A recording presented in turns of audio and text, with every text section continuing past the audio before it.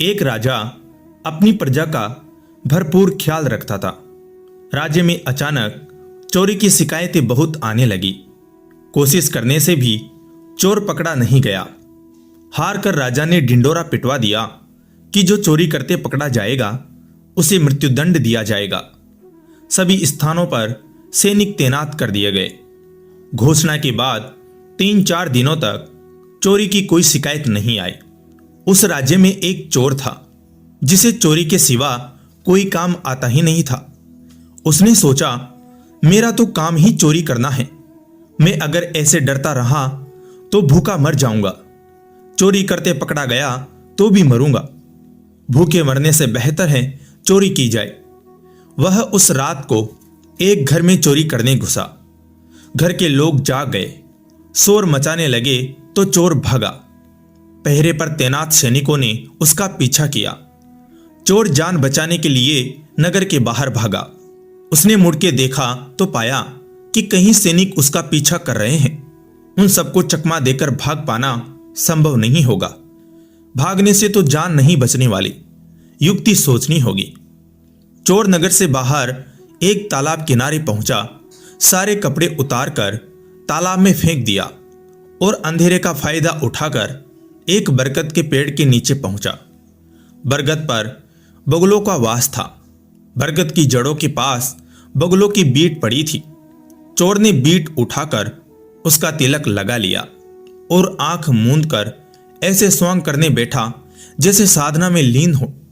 खोजते खोजते थोड़ी देर में सैनिक भी वहां पहुंच गए, पर उनको चोर कहीं नजर नहीं आ रहा था। खोजते खोजते उजाला हो रहा था और उनकी नजर बाबा बने चोर पर पड़ी। सैनिकों ने पूछा, बाबा इधर किसी को आते देखा है?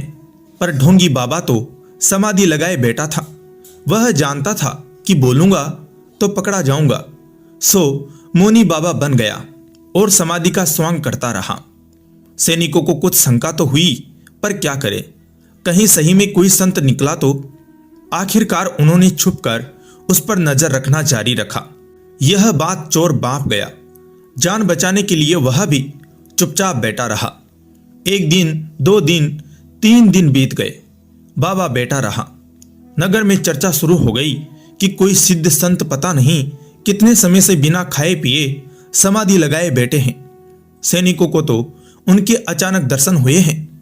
नगर से लोग उस बाबा के दर्शन को पहुंचने लगे। भक्तों की अच्छी खासी भीड़ जमा होने लगी। राजा तक यह बात पहुंच गई। राजा स्वयं दर्शन करने पहुंचे। राजा ने विनती की, आप नगर में पधारे और हमें सेवा का सौभाग्य दे। चोर ने सोचा, बचने का यही मौका है। वह राजकीय अतिथि बनने को तैयार हो गया। सब लोग जयघोष करते हुए नगर में ले जाकर उसकी सेवा सत्कार करने लगे।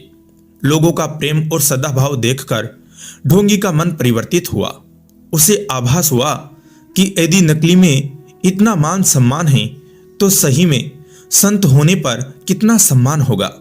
उसका मन पूरी तरह परिवर्तित हो गया और चोरी त्याग कर सन्यासी हो गया। दोस्तों, संगति, परिवेश और भाव इंसान में अभूतपूर्व बदलाव ला सकता है। रत्नाकर डाकू को गुरु मिल गए तो प्रेरणा मिली और वह आदि कवि हो गए। असंत भी संत बन सकता है यदि उसे राह दिखाने वाला मिल जाए। अपनी संगति को शुद्ध रखिए, विकारों का स्वतः पलायन आरंभ हो जाएगा। जय श्री कृष्ण।